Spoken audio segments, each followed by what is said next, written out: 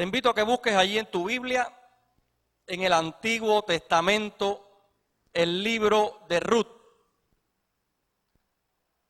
Libro de Ruth.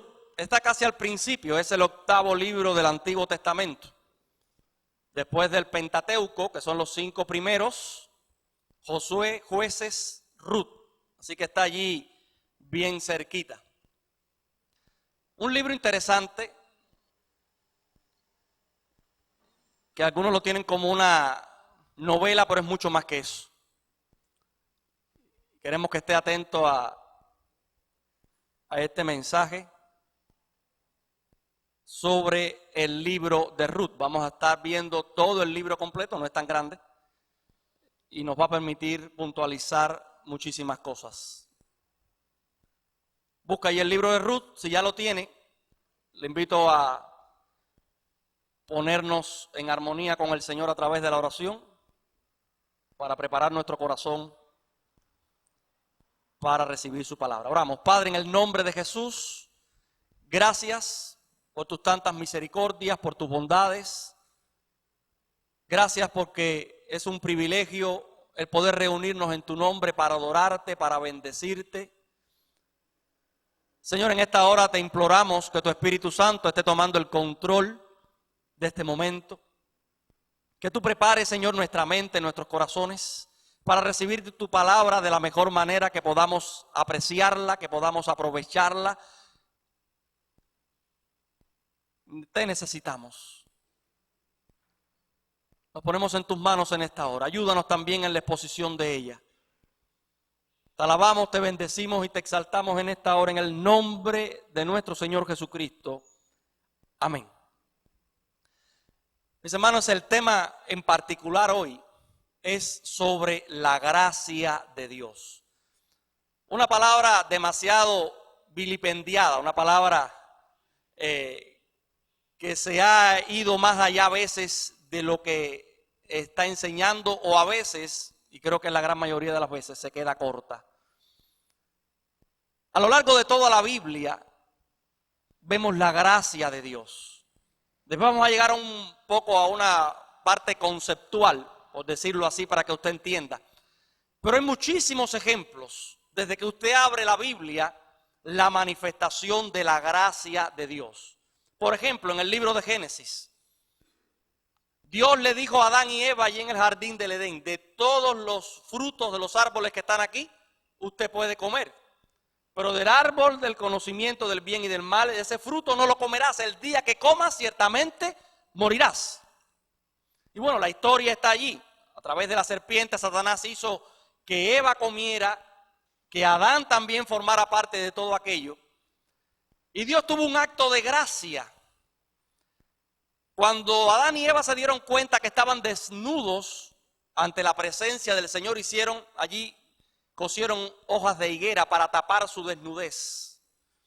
Dios, cuando se encuentra con ellos, es un diálogo interesante, léalo en Génesis 3, los expulsó de su presencia. Pero antes de irse, ¿sabe lo que hizo Dios? Dice la Biblia que les dio ropas de pieles para que cubrieran su desnudez, cambiando aquellas hojas de higuera que habían ellos cosido antes. Un acto de gracia. Lo podemos ver en Noé, un hombre viviendo en una generación complicada y llena de pecado y de inmundicia, pero dice la Biblia que Noé halló gracia ante los ojos de Jehová. E hizo entonces que Dios se comunicara con él, le mandara hacer un arca para que se salvara él y su familia de lo que conocemos como el diluvio universal. Moisés, continuamente vemos la gracia de Dios con respecto a Moisés, un hombre que fue hasta un asesino, que tuvo que salir huyendo de la corte de Faraón. Y a los 80 años, pastoreando las ovejas, allí se encontró un diálogo con el Señor, donde lo llamó para que fuera el libertador de su pueblo y lo sacara de la esclavitud en Egipto. Gracia de Dios. Vemos a un rey David, un hombre conforme al corazón de Dios, el dulce cantor de Israel. La gran mayoría de los salmos que tanto disfrutamos hoy fueron escritos por David. Un hombre que estaba en sintonía con el Señor, que Dios lo usó de una manera tremenda, que Dios ungió a través de Samuel sobre los 17 años aproximadamente. Dios tuvo un trato muy particular con David. Lo guió en tremendas guerras, estableció un reino increíble. Pero David era un ser humano. Cayó en asesinato, propició la borrachera, cosas muy duras que no se esperaba de un hombre como él. Y Dios tuvo gracia para con David. Y aun cuando tuvo que sufrir las consecuencias por su pecado, Dios lo mantuvo en el trono. El pueblo de Israel, continuamente la gracia de Dios se manifestó sobre el pueblo de Israel. Hay incluso una ocasión muy interesante donde Moisés subió al monte Sinaí a recibir los mandamientos de Dios. Y entre otras cosas lo que conocemos como las 2 tablas escritas allí con los 10 mandamientos del Señor. Pero Moisés se demoraba. Y el pueblo, viendo que Moisés se demoraba, ¿qué hizo? A través de Aarón, un liderazgo bastante débil, hizo un becerro de oro y empezaron a adorarle y cayeron en orgía. Y cuando Moisés bajó, bueno, toda una historia. Pero hay algo allí que Moisés apeló a Dios, a su gracia. Y hay una frase que está en Éxodo 34, 6 y 7, que a mí me gusta mucho, cuando el Señor mismo dice: Jehová, Jehová, fuerte, misericordioso y piadoso, tardo para la ira y grande en misericordia y verdad, que guarda misericordia a millares, que perdona la iniquidad, la rebelión y el pecado. Ese es el Dios que nos muestra la Biblia. Un Dios lleno de gracia. ¿Pero qué es la gracia de Dios? Si buscamos un poco las fuentes, los diccionarios bíblicos, etcétera, me gustó mucho cómo hay 2 acepciones que muestra allí un teólogo. Escuche: gracia, favor, favor, benevolencia gratuita. No te cuesta. Benevolencia gratuita. Pero me llamó la atención algo más. Dice allí: manifestación concreta de ese favor. ¿Sabe lo que eso significa? Que la gracia de Dios no se queda en Dios diciéndolo, sino que se hace concreto, se hace visible, se hace algo real a través de una serie de actos donde Él muestra esa gracia para con nosotros. Pudiéramos pensar, por ejemplo, en Adán y Eva con aquella ropa de pieles que le dio. Pudiéramos pensar en Noé con el arca que le mandó a hacer. Y así sucesivamente. Siempre hay una manifestación concreta de ese favor. Y ahora, concentrándonos un poco en Ruth, y después de esta introducción para que usted entienda de lo que vamos a estar hablando sobre la gracia de Dios, hay al menos 3 personajes importantes en toda esta historia. Una historia muy extraordinaria, diría yo, porque muestra la fidelidad del Señor a través de estas 3 personas. En primer lugar, a través de Noemí, vamos a ver la gracia de Dios hacia el creyente que está lejos. La gracia de Dios hacia el creyente que está lejos, a través de la vida de Noemí. Vamos a adentrarnos en el libro. Capítulo 1. En los días que gobernaban los jueces, hubo hambre en la tierra. Es bueno que usted tenga eso en consideración. El momento histórico en el que se desarrolla esta historia de Ruth es en el momento triste, crítico de la nación de Israel, de la incipiente nación de Israel. Ya habían tomado buena parte de posesión de la tierra prometida a través de Josué. Y después que Josué muere y pasan los años, comienza el pueblo de Israel una vez más a caer en pecado, en desobediencia, en rebeldía, en idolatría. Dios envía juicio sobre su pueblo, permitiendo que otras naciones la conquisten, la subyuguen, la esclavicen. El pueblo clama por misericordia, por justicia, por ayuda, por salvación. Dios entonces levanta un juez, un libertador que los ayuda, y durante una cantidad de tiempo ese pueblo permanece fiel al Señor. Muere el juez y vuelve el pueblo a relajarse.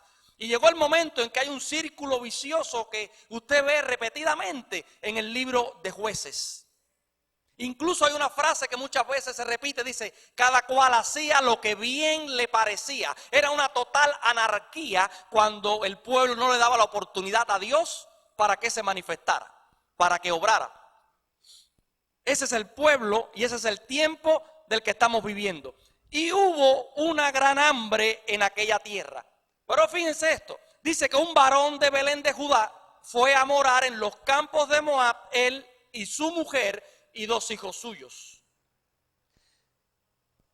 Elimelec, que es como se llama este hombre, al ver el hambre que estaba ocurriendo allí en Belén de Judá, decide, en vez de poner la fe en ejercicio y seguir confiando en el Señor, que es quien le iba a proveer y ayudar, lo que hace es usar la variante más cómoda. ¿Cuál fue? Huir. Y es irónico cuando usted analiza, por ejemplo, que Belén significa casa del pan. Y en la casa del pan escasea el pan. Y al escasear el pan, Elimelec y su familia decide emigrar, ir precisamente a la tierra de Moab.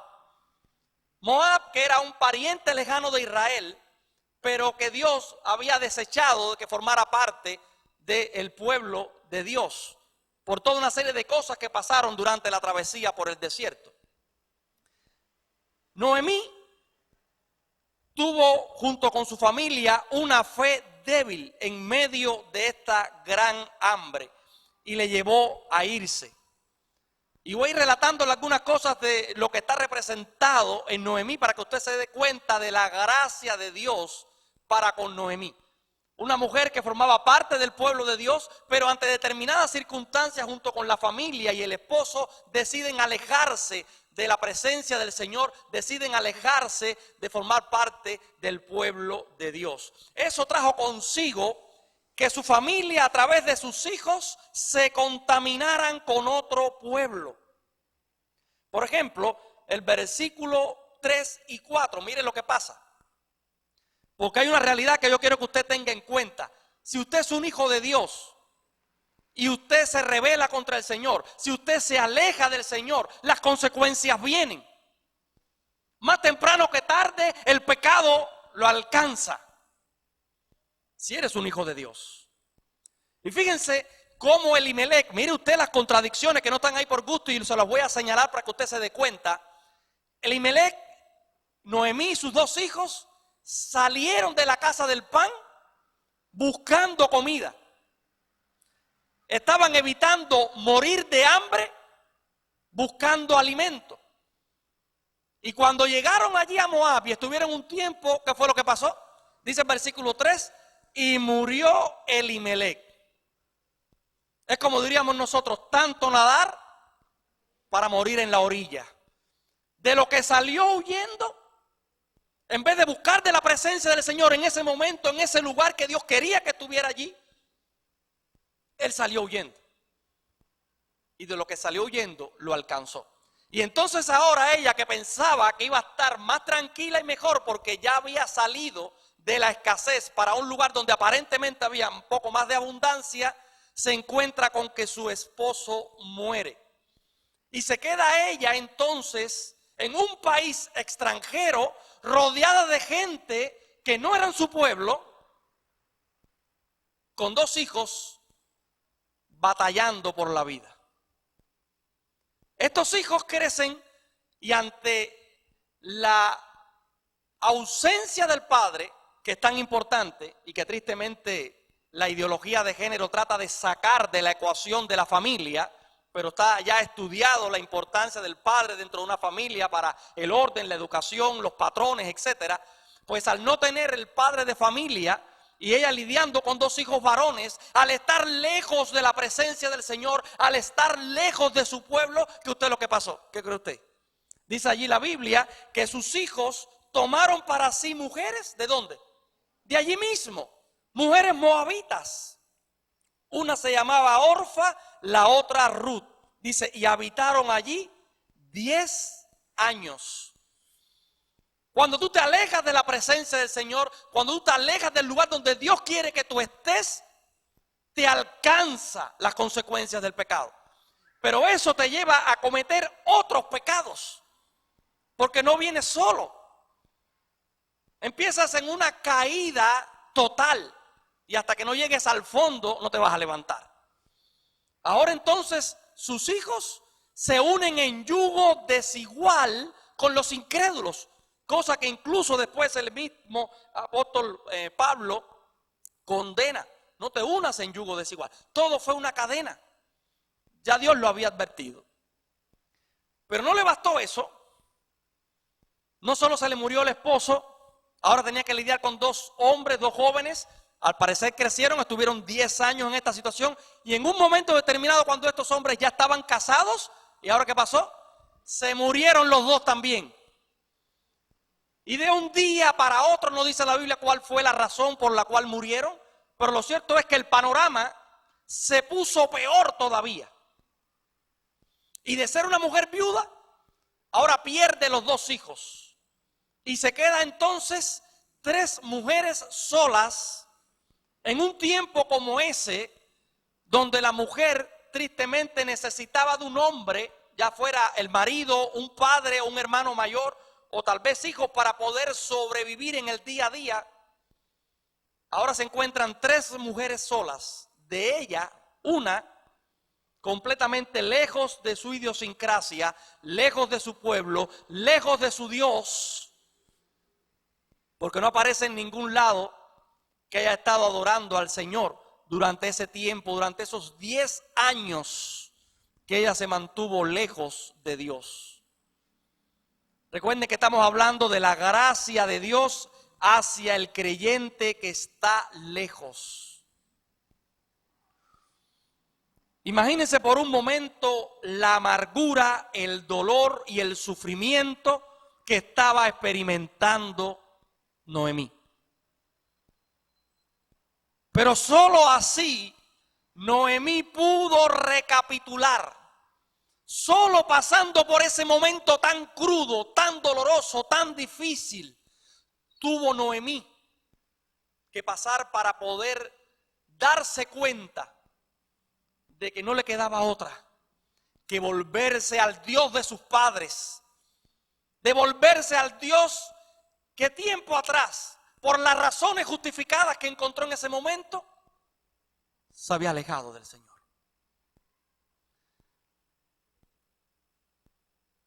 Y fíjense hasta dónde llega, que en su amargura, Noemí fue capaz de echarle hasta la culpa a Dios por todo lo que estaba pasando. En vez de reconocer que se había equivocado, que se había alejado del Señor, que había caído en rebeldía, que no había puesto en acción la fe, le echó la culpa al Señor.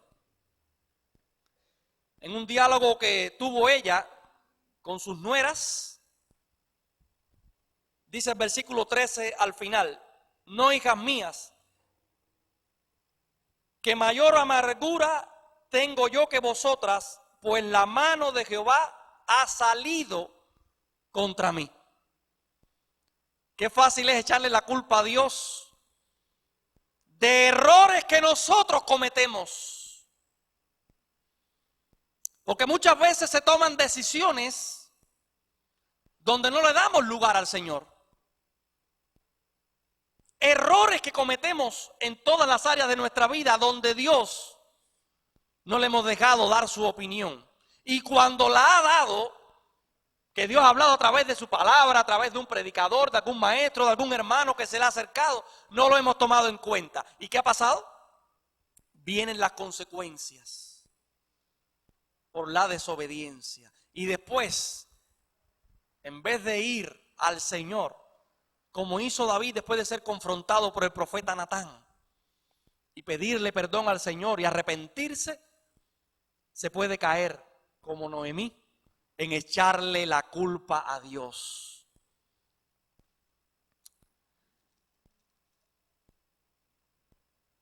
Yo quiero que usted piense un poco hasta dónde llegan las consecuencias de cuando te alejas del Señor. ¿Sabe usted qué significa Noemí? El nombre Noemí significa placentero, agradable, dulce. Pero cuando ella se acerca allí a Belén, mire lo que pasa.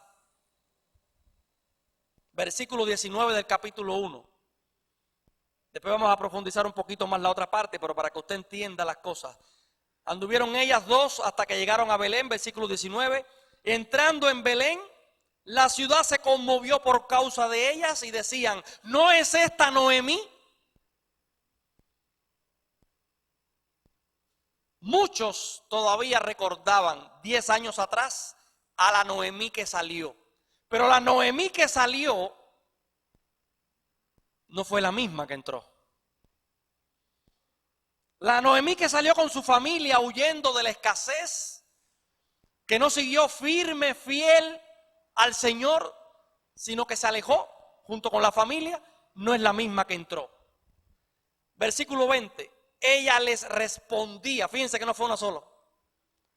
No me llamen Noemí, sino llamadme Mara, porque en gran amargura me ha puesto el Todopoderoso. No te puso el Todopoderoso. Te puso en amargura tu desobediencia, tu falta de fe, el alejarte del Señor. De tal manera que una persona que según dice el nombre era una mujer alegre, dulce, agradable, ahora se convertía y regresaba como una persona amarga. Fíjense el versículo 21, yo me fui llena. ¿Entiende esto? Dice, yo me fui llena. Pero si ella salió huyendo porque había escasez. Sí, pero estaba llena del Señor. Ella tuvo que aceptar lo que su esposo en aquel tiempo decidió irse. Pero no lo valoró. Yo me fui llena, pero Jehová me ha vuelto con las manos vacías. ¿Por qué me llamaréis Noemí? Ya que Jehová ha dado testimonio contra mí y el Todopoderoso me ha afligido.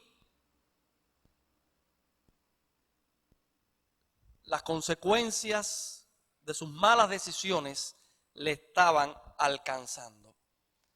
Recuerde, la gracia de Dios hacia el creyente que está lejos.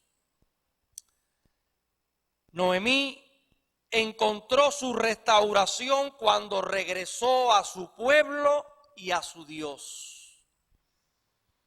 Noemí se alejó con su marido, los dos hijos, murió el marido, murieron los hijos. Vamos a hablar ahora un poco sobre Ruth. Pero lo cierto es que ella regresa con una de las nueras. Ella empieza a trabajar, se encuentra con otro hombre, que eso es parte del mensaje que lo dejaré para más adelante. Pero Dios la bendice y la restaura cuando logra entonces Ruth tener hasta un hijo. Y si usted se fija, a partir del versículo 13 del capítulo 4, dice, Booz pues tomó a Ruth y ella fue su mujer y se llegó a ella y Jehová le dio que concibiese y diese a luz un hijo. Las mujeres le decían a Noemí, loado sea Jehová que hizo que no te faltara hoy pariente cuyo nombre será celebrado en Israel, el cual será restaurador de tu alma y sustentará tu vejez, pues tu nuera que te ama lo ha dado a luz y ella es de más valor para ti que 7 hijos. Y tomando Noemí el hijo, lo puso en su regazo y fue su aya. Cuando Noemí regresó, por las razones que tuvo, porque no pudo continuar alejada del Señor ante toda la catástrofe de vida que estaba viviendo, Dios entonces la restauró, la renovó. Eso es gracia. Ella se había alejado, pero ahora había decidido regresarse al pueblo del Señor. Se había decidido regresar para cobijarse bajo las alas del Dios de Israel. Y Dios le bendijo de una manera extraordinaria y le permitió ver hasta su nieto nacer allí en el pueblo de Israel y poder ella ser su aya. Después podemos ver la gracia de Dios. Resumen de este primer punto. Noemí representa a ese creyente que por diversas razones se alejó del Señor. Fue desobediente, fue rebelde. Le alcanzó las consecuencias de su desobediencia y de su rebeldía. Pero que recapacita. Que tal vez lo que llamamos los golpes de la vida, que no solamente es solamente la escenografía que Dios preparó para hacernos ver nuestra necesidad de Él. Todas esas cosas que le pasaron, todo el sufrimiento, todo el dolor, le hizo que regresara al Padre. Es casi una historia del Antiguo Testamento que recrea después Jesucristo en la parábola del Hijo Pródigo.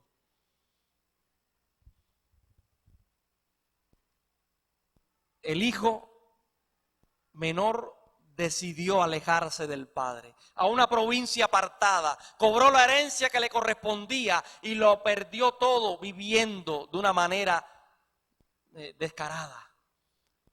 Perdió todo lo que tenía, vino el hambre, tuvo que cuidar cerdos. Y estando en toda esa condición, volvió en sí. Voy a levantarme, voy a ir a donde está mi padre. Y le diré: Padre, no soy digno de ser llamado tu hijo, hazme como uno de tus jornaleros. Y el padre le recibió, le restauró, hizo fiesta, porque el que estaba perdido ya había sido encontrado. Es lo mismo que pasó con Noemí. La gracia de Dios está disponible todavía para aquellos que han estado viviendo lejos de Dios, siendo cristianos. La gracia de Dios todavía está disponible para ti. Pero a través de Ruth vemos la gracia de Dios para aquel que está lejos totalmente del Señor. Ruth era una mujer moabita. Ella posiblemente adoraba a otros dioses, sobre todo el dios principal que tenían los moabitas, que era el dios Quemos. Un dios que se adoraba muy parecido como se adoraba a Moloc. Era un ídolo despreciable. Imagínense que se le ofrecían sacrificios humanos. ¿Usted se imagina eso? Y en determinadas ocasiones muy especiales se le sacrificaban niños recién nacidos. Ese era el Dios posiblemente que adoraba Ruth. Era una mujer que estaba lejos completamente del Señor. Pero Dios hizo de esas maneras que solamente Dios sabe hacer, que tuviera contacto de alguna forma con él, a través de su matrimonio con uno de los hijos de Noemí. Y decide vincularse a el Dios de Israel. Y si usted busca el capítulo 1, versículos de 16 y 17, hay allí una frase increíble, unas palabras tremendas que ella le dijo a su suegra. Recuerde, había muerto el suegro, había muerto su marido. Noemí decide hablar con estas dos nueras, les dice: regresen a su pueblo, regresen a sus dioses, yo voy a regresar a mi pueblo, a mi Dios. ¿Y qué le dice Ruth? versículo 16, no me ruegues que te deje y me aparte de ti, porque a donde quiera que fueres, iré yo. A donde quiera que vivas, viviré.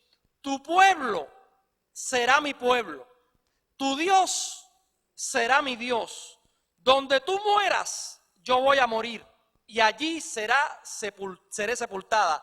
Así me haga Jehová y aún me añada que solo la muerte hará separación entre nosotros dos. ¡Qué convicción!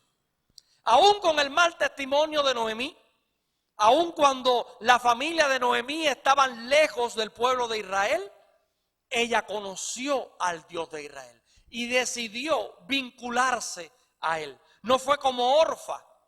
Interesante que Orfa tuvo la oportunidad también de conocer al Dios vivo y de involucrarse con el Dios vivo, con el Dios real. Pero cuando Noemí le dijo, vete, porque no puedo parir otro hijo para que tú después te cases, como le dijo también a Ruth. Y ella se fue. No estuvo lejos del reino de Dios. Tuvo oportunidad de conocer al Dios de Israel. Estuvo cerca, pero nunca decidió ir y se fue. Pero Ruth sí. Ruth decidió hacer del pueblo y del Dios de Noemí su propio pueblo. Fue una mujer que entendió lo que era la gracia de Dios. Fíjense el capítulo 2, versículo 10. Ellas llegan allí a Belén. Miren ustedes las cosas que hace el Señor. Pero era una mujer que amaba a Dios.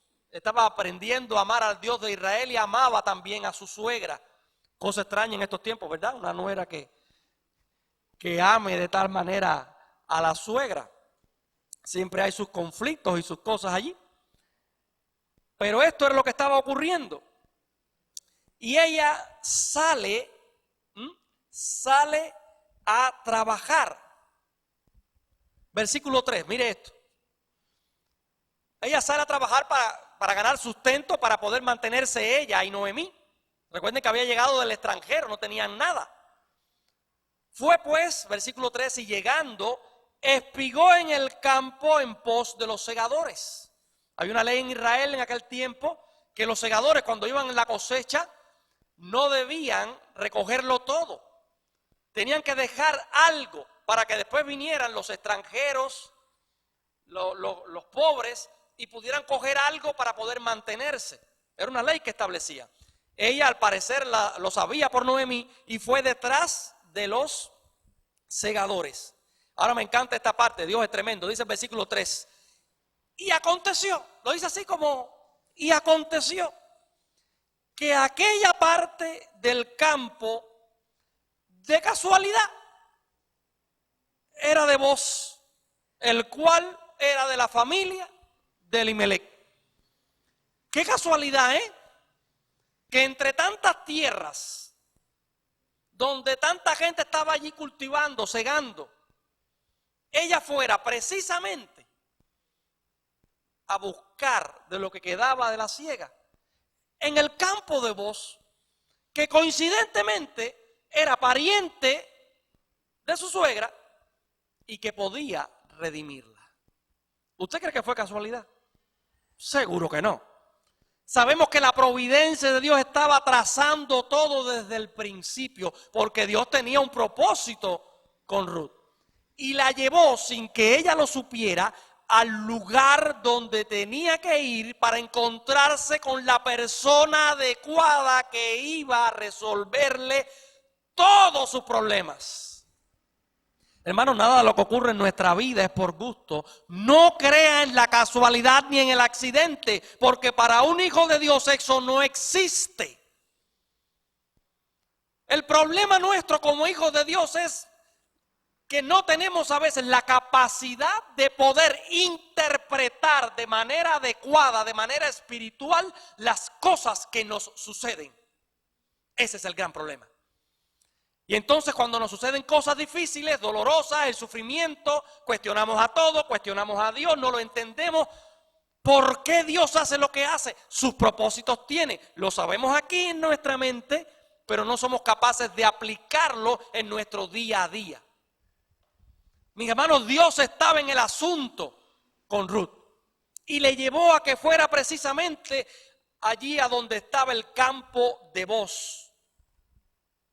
Y coincidentemente, esas cosas que hace el Señor, coincidentemente a esa misma hora, vino Booz a revisar sus campos. Podía haber ido otro día, podía haber ido más tarde, se le podía haber, no sé, ponchado el caballo, no sé, se le fue el transporte, cualquier cosa podía haber pasado, pero no pasó, porque Dios estaba en el asunto. Cuando aprendamos a vivir que cada minuto de nuestra vida está en las manos del Todopoderoso y que Él tiene todo controlado, nuestras vidas van a ser mucho más fáciles y llevaderas en este mundo.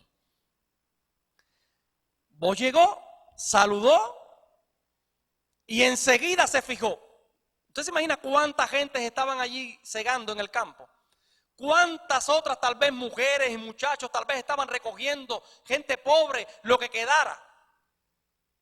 Pero él se fijó en Ruth. Qué casualidad, ¿verdad? Vos le dijo a su criado, el mayordomo de los segadores, ¿de quién es esta joven? El criado y le responde, es la joven moabita. Fíjense que es importante que cómo se le llama a Ruth. Joven moabita. Está diciendo ya que es extranjera. Volvió con Noemí de los campos de Moab. Ha dicho ella, te ruego que me dejes recoger y juntar tras los segadores en las gavillas. Entró pues y está desde por la mañana hasta ahora sin descansar ni aún por un momento. Él se le acerca y le dice, hija mía, versículo 8, no vayas a espigar a otro campo ni pasas de aquí. Estate junto a mis criadas. Mira bien el campo que sieguen y síguelas, porque yo he mandado a los criados que no te molesten. Cuando tengas sed, ve a las vasijas y bebe agua que sacan los criados. ¿Sabe qué cosa es eso? Gracia. Gracia. Y ella lo entiende. Ella lo entiende. Ella entonces, bajando su rostro, se inclinó a tierra y le dijo, ¿por qué he hallado gracia en tus ojos para que me reconozcas siendo yo extranjera? Yo no merezco nada, pero tu gracia ha hecho que no solo pueda yo recoger en este campo, sino que pueda seguir a tus criadas a todos los demás campos, a que nadie me toque, a que nadie me falte el respeto, porque era una mujer desvalida. Eran dos mujeres solas en un pueblo. Cualquiera pudiera aprovecharse de ellos, porque malandrines siempre han existido a lo largo del tiempo. Él la protegió, le proveyó de oportunidad para trabajar, pura gracia. Pero además le dijo, si tienes sed, ve y toma de las vasijas sin ningún problema la cantidad que quieras. Hermanos, eso es gracia. La gracia de Dios hacia una persona que nunca formaba parte del pueblo de Dios, pero que la gracia de Dios es tan grande para con este ser humano, para el ser humano, está extendida para todo ser humano. A mí me gusta mucho como el Evangelio de Juan dice que la ley vino por medio de Moisés, pero la gracia vino a través de Jesucristo. Disponible para todos, aunque no todos lo aceptan. Mis hermanos, bajo la gracia, Ruth se humilló, fue una mujer humilde, virtuosa. Allí en el capítulo 3, versículo 11, así la llama, vos, mujer virtuosa. Una mujer trabajadora, amorosa, que se humilla, que entiende la gracia, obediente, realmente hermoso. Miren, hasta dónde se extiende la gracia de Dios. Vos, después de toda una serie de cosas que vamos a comentar ahora, se casa con Ruth, tiene un hijo, pero no es cualquier hijo.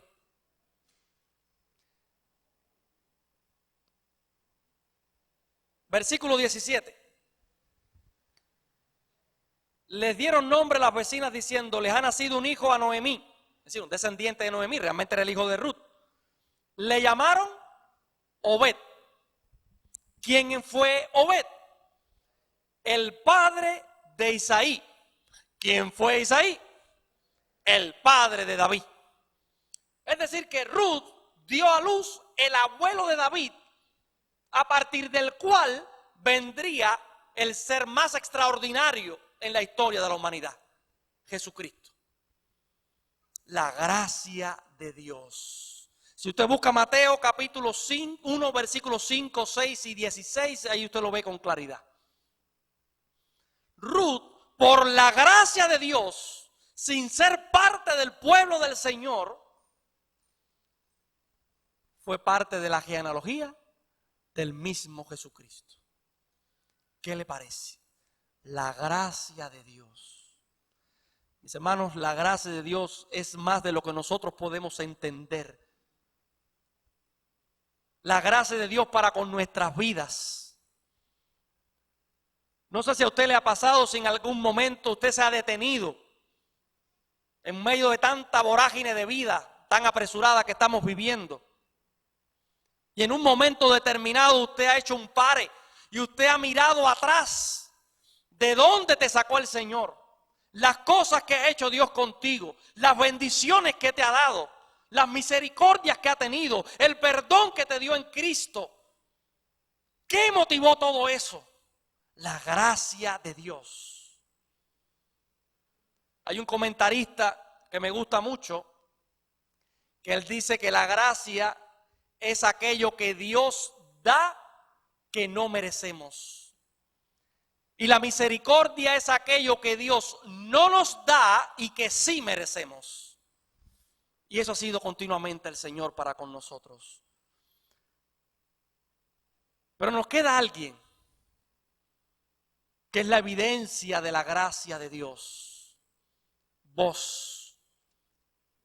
La gracia de Dios que redime o libera a través de vos. Una imagen o un tipo de nuestro Señor Jesucristo.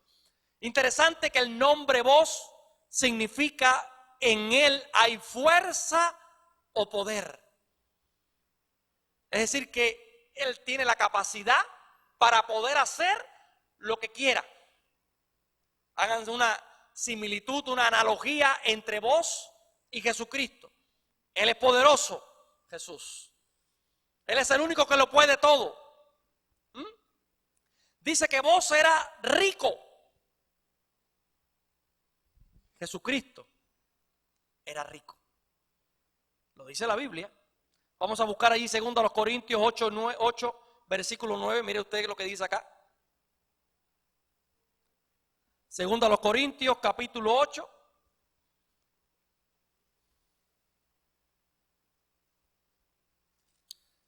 Versículo 9.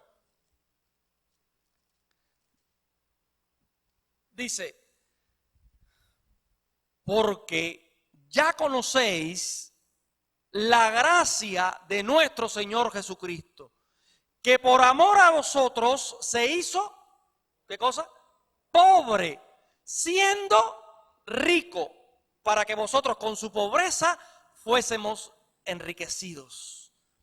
Vos eras rico, tenía criados, tenía tierras, tenía trabajadores. Jesucristo era rico. Jesucristo, como vos, era un hombre. Jesucristo se humanizó. Filipenses capítulo 2, del 5 en adelante. No estimó el ser igual a Dios como cosa que aferrarse, sino que se humilló a sí mismo tomando forma de siervo, hecho semejante a los hombres. El rico, el poderoso, el Dios de este mundo, se hizo hombre. Se hizo un ser humano como nosotros. Vos viví en Belén, casa del pan. Era proveedor y sustentador. Jesucristo dijo, yo soy el pan de vida. El que de mí come, el que de mí bebe no tendrá sed ni hambre jamás. Proveedor y sustentador. Vos aplicó gracia inmerecida hacia los extranjeros y en particular sobre Ruth. Aplicó gracia sobre aquel extranjero, sobre aquel que no pertenecía al pueblo del Señor. Así también la gracia de Dios a través de Jesucristo está disponible para aquellos que no forman parte del pueblo de Dios. ¿Por qué? Porque usted antes tampoco pertenecía al pueblo de Dios. La gracia de Dios a través de Jesucristo. Quiero resaltar algo. En el capítulo 2, versículo 11, cuando él está hablando, Boaz está hablando con Ruth, mire lo que le dice. Respondió Boaz, le dijo: he sabido todo lo que has hecho con tu suegra después de la muerte de tu marido, y que dejando a tu padre, a tu madre y a la tierra donde naciste, has venido a un pueblo que no conociste antes. Así como Boaz conocía toda la situación de Ruth, de ella, de su familia, de lo que había dejado, así también el Señor conoce todo lo concerniente a nuestra vida. Un gran error es a veces creer que Dios es indiferente a nuestros problemas, a nuestros dolores, a nuestras pérdidas. Pero Dios lo sabe todo. Y está más pendiente de nosotros que nosotros mismos, a nosotros mismos. Mis hermanos, Boaz redimió a Ruth. Era una ley que tenía establecida el pueblo de Israel. Allí en Levítico lo deja establecido. Cuando moría un hombre que no dejaba descendencia, como el caso del marido de Ruth, un pariente cercano tenía que redimirla. ¿Qué significa esto? Tenía que casarse con ella y el primer hijo que tuvieran no era de él, era del marido anterior, para que su apellido, no se perdiera en la nación de Israel.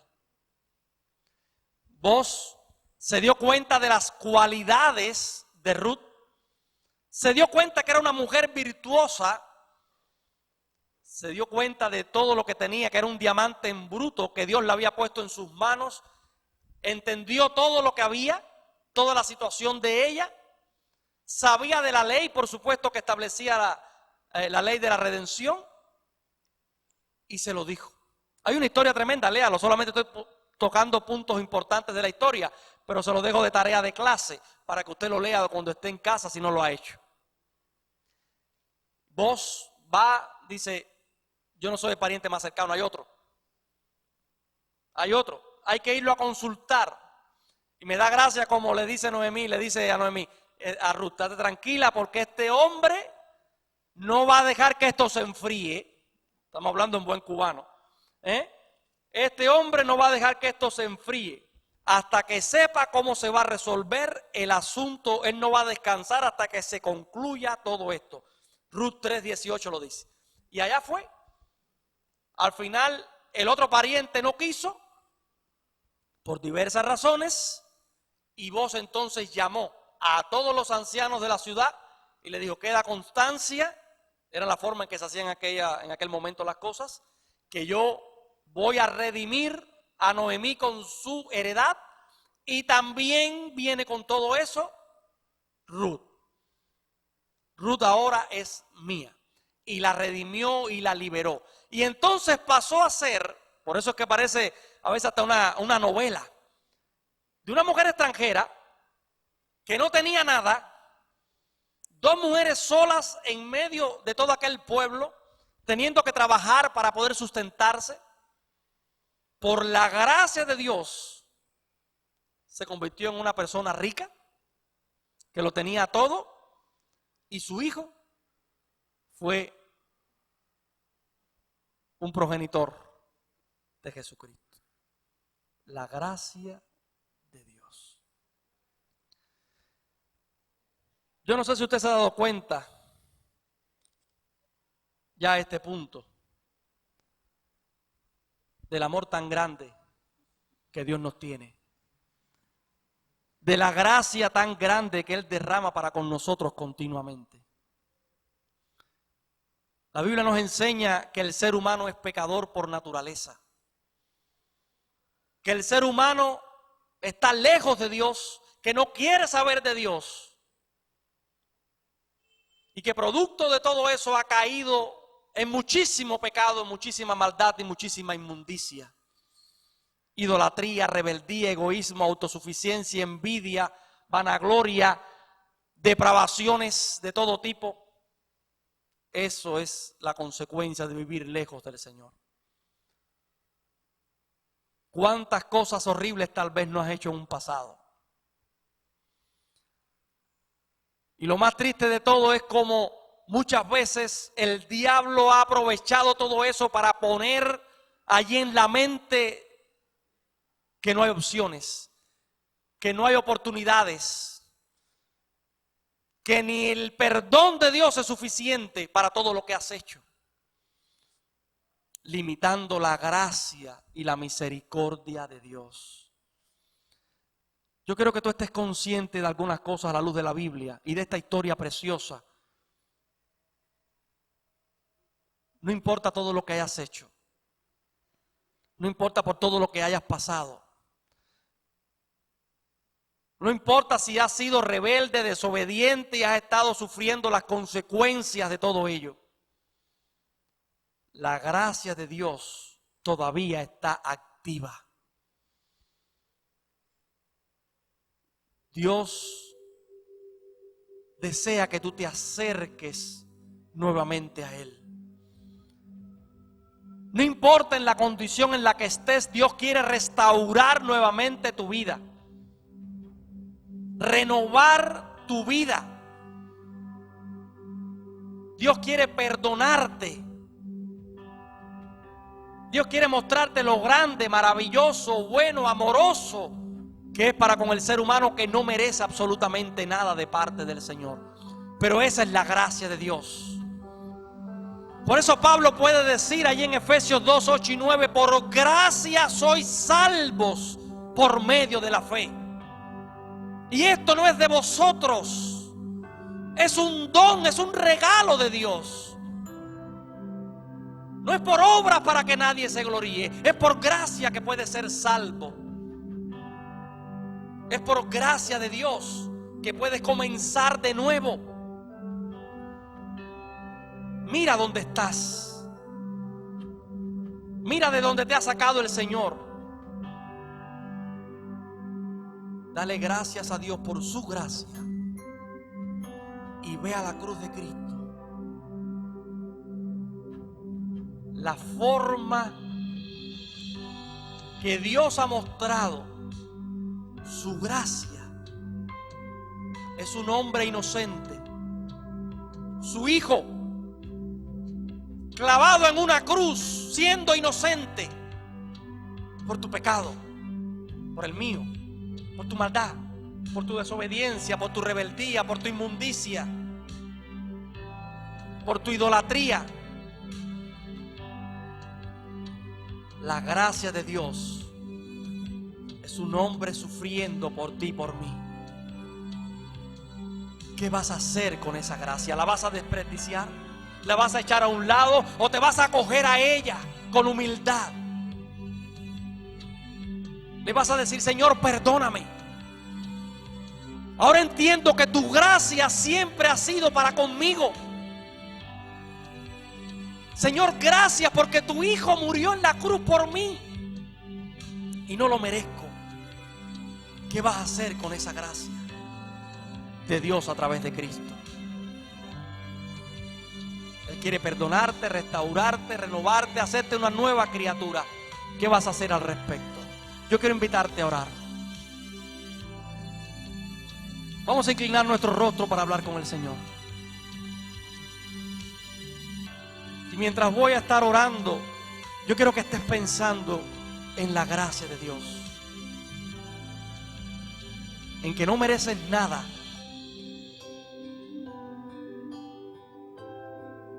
Pero Dios en Cristo te ha dado todo. Y que está disponible para ti, para que a través de la fe puedas apropiarte de la gracia de Dios, de la salvación y de la vida eterna. Padre, en el nombre de Jesús, te damos gracias por poder meditar en este tema importante de tu gracia y tu misericordia. Te imploramos, Señor, que tu Espíritu Santo esté obrando en cada una de nuestras vidas. Que podamos entender, valorar lo que es tu gracia para con cada uno de nosotros. Señor, que podamos entender que necesitamos cada día de tu gracia, de tu misericordia. Gracias por Jesucristo, porque es la más grande muestra de amor y gracia en este universo.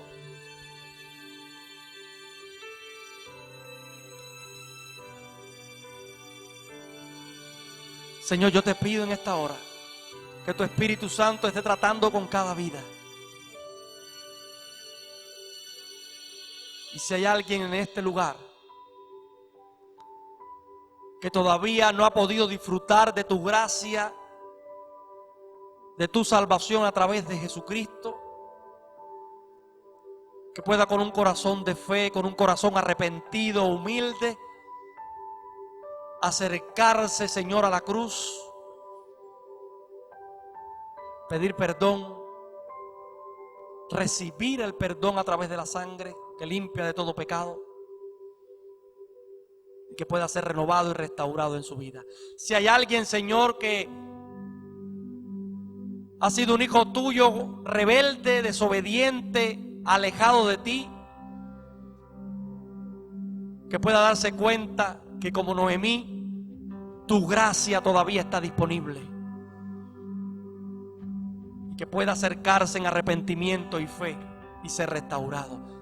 Si hay alguien que como Ruth no ha sido nunca creyente, pero entiende que está perdido y necesitado de ti, de tu gracia y del perdón en Jesucristo, que pueda también, Señor, estar seguro que tú le recibes cuando hay un corazón contrito y humillado, cuando acepta que Jesús es el Señor y Salvador de su vida. Gracias por Jesucristo. Gracias porque nos libera, nos restaura, nos renueva. Nos ha comprado por precio, a precio de sangre, para que ahora seamos de Él por los siglos de los siglos. Gracias por tu palabra y por poder meditar en ella y valorar tu gracia y tu misericordia. Oramos en el nombre de Jesucristo. Amén.